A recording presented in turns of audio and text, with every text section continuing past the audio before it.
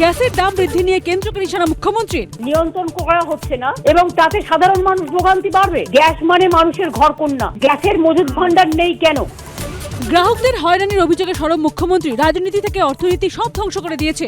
রাজনীতি না করে মানুষের কথা ভাবতে হবে। কালোবাজারি বন্ধে বার্তা মমতার। ব্ল্যাক মার্কেট আপনার 1200, 1300, 1400 চলছে। সিলিন্ডার পেতে লম্বা লাইন সামলাতে হিমশিম কর্মী আধিকারিকরাও। গায়ে হাত তুলতে চলে আসছে কাস্টমার, এবার আমি লিভ নিয়ে নেবো। হেসেল থেকে হাসপাতাল, গ্যাসের আকালে হাঁসফাঁস।